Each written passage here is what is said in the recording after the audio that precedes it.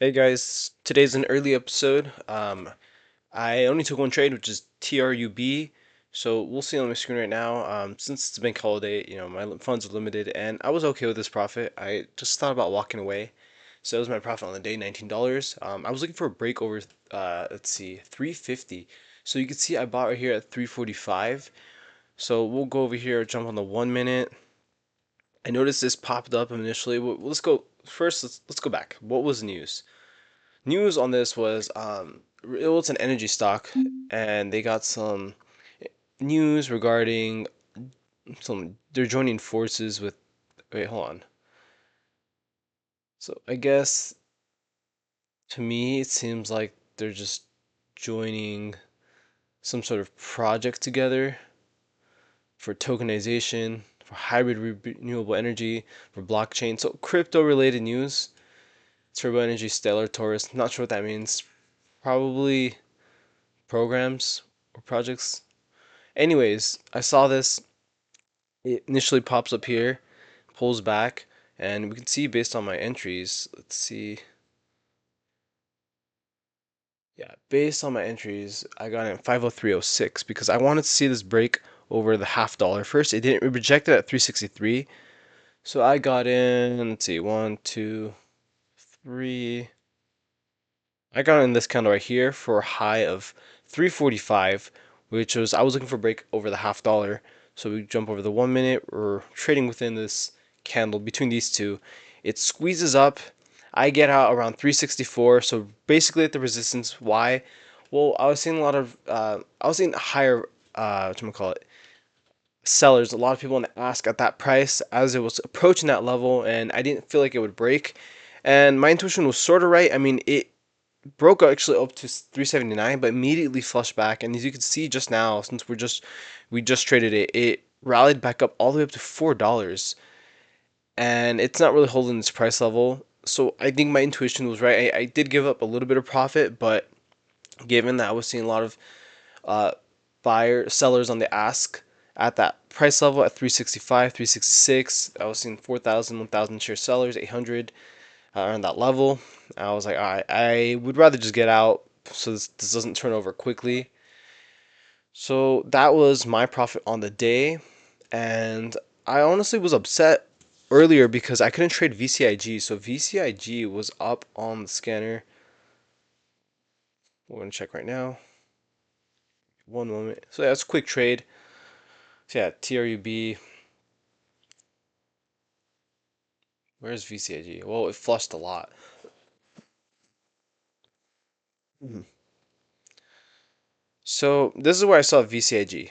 I was looking at the 1 minute. And I'm actually liking the 1 minute. To me, I find it easier to read now.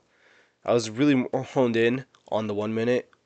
10 seconds, obviously, for an entry, but the 1 minute sees like, holding for profits and where the volume stands and a better overall picture.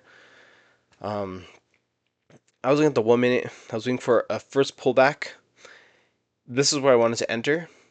Not at the bottom, but obviously as it would curl up for the break over this new high of day. And I couldn't. It says my order was not eligible, and I've traded VCIG in the past, so I kind of got upset. So I was looking at ChatGPT. ChatGPT obviously is a helpful tool, and I was looking at stuff like GLTO. Why I couldn't trade GLTO? Well, I think it's because since there are foreign routes or it's tied to foreign countries, like GLTO is part of Denmark.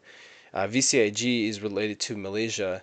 You could see MY, and uh, I just came across this rule where I guess SEC rule 15C211. Um, so I guess it's supposed to prevent like manipulative acts over or in the over the counter market, but this isn't really an over the counter market. And I don't know if they're starting to flag like stocks like VCIG as extremely volatile and very small, but maybe because it is a foreign related stock, because TRUB is a US stock, but it's not, it doesn't have um, foreign ties. It's not I mean, ES. Okay, what does ES mean? So see, that's what I don't know. ES, let's see, country abbreviation. Or maybe they just flag, it was Spain. So I didn't even know it was Spain. I didn't even take a look at that. So that's something new I learned. But I mean, I don't know. So this just proves that it's not all foreign countries. Maybe it's the countries with the multiple manipulation, which we've seen from China, Singapore, Malaysia, I guess, since it's VCIG is from there. But it didn't allow from, you know, from GLTO, which I don't know. I mean, yeah, it costed us some gains yesterday, for sure. But I found that kind of upsetting. But given that VCIG turned over, there still would have been profit to be made off that stock, but it is what it is, and I'm pretty much done trading for today. Today was a little bit slow. I don't think there will be some crazy moves because it is a bank holiday. I did try to trade MSPR.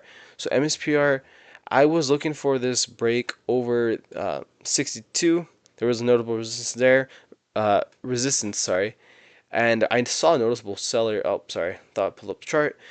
So there was a notable seller right under 62 or right above 62 at 48,000 shares, and it would keep popping up on the level 2. And I would keep seeing that damn seller, and I'm like, damn, well, it's pushing the price down, it's not holding it, and a break over 65.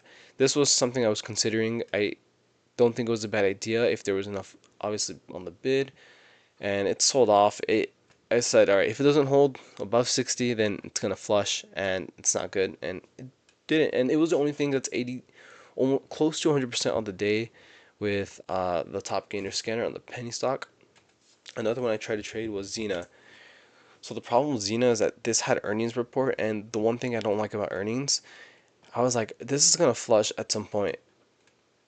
So looking at the stock here, bottom left, 10-second, I see it pop up, wait for a pullback, and it pulls back pretty sharp. So the thing about earnings, I don't like trading that because it to me it always seems pretty rocky, but it always feels like it's like some sort of liquidity event. Like you've seen how earnings goes, either can go straight up, straight down, rarely in the middle. I've seen, and this started to, I mean, this has been up since the previous close at 397, so it is up still, but it's not really going to give us the moves that we want to see. So I didn't trade ZENA because it wasn't really something that we're looking for. Didn't trade MSPR, chart didn't hold, and there was actually no news too, so that would have been, I would say, a B quality setup. So I would say, you know, close setup to an A quality was TRUB. I've traded this in the past. No, I've seen this go up in the past. I remember I pulled up the daily and I was like, nope, this looks familiar. The squeeze up, definitely familiar. But I proceeded with caution. I waited to see if we could break over 350. We did. I took my profits. I was like, all right, let me just take this and go. And yeah, that was it for today. So I'm wearing these nasal strips. Nasal strips help so much with my sleep because I got a deviated septum, so I can definitely feel like there's more oxygen to my brain. I feel way more rested every time I take a nasal strip.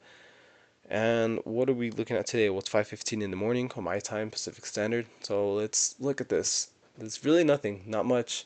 TURB is looking for a roll back up, so we can see on the running up scanner, and it's making another attempt above this resistance level, 365.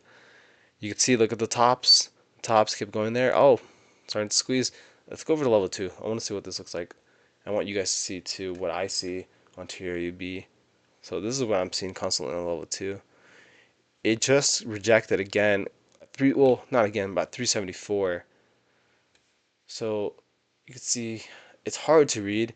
I was reviewing Ross's video yesterday, and his level 2 is so much easier to read. That's an easier grasp. You can visually see the color change. But you can see 4,000 sell at 363. That's what I was seeing closely around 367. And I see 800. That was the wall that I was seeing, and you could see on it rejected. Obviously, we'll go back to the chart. On the chart, on the top, same tops, similar tops, 365, 367. Some over 370, but it didn't hold. It would flash.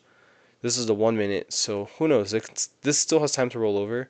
We to roll over on to the upside, not downside. The 5 minute, it's not looking bad. It's just these tops. I mean, I think if it can clear over $4 and hold, I think we can see some pretty big moves. But we're looking at the daily, and the dailies, there's going to be some people who are back holding. Like resistance 450, definitely. There's going to be back holders. That people who bought up here, we know this. So I think the highest can go maybe 450, $5. I don't know. You guys let me know. Fact check me. Tell me at the end of the day, hey dude, you were right. I don't know. I always try to make guesses. I'm like, okay, how high can this really go based on the daily chart, based on the news on this? Well, crypto related. I don't think it's gonna be anything crazy. And yeah, that's all for today. Hopefully you guys enjoyed this episode. Thank you for watching. Thank you for the support. And we'll be back at tomorrow with full funds. And I think I did the right thing today. Took a good entry, stayed disciplined, reasoned my way out of things, and every day I feel like I'm becoming a better trader.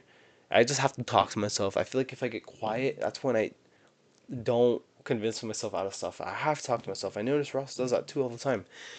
When he talks, and I think that helps him. And I think that's another part of like his psychology strategy. You have to talk your way, ask questions, and then decide, why is this a good entry? What entry am I looking for? What do I have available? What is in front of me? What don't I know?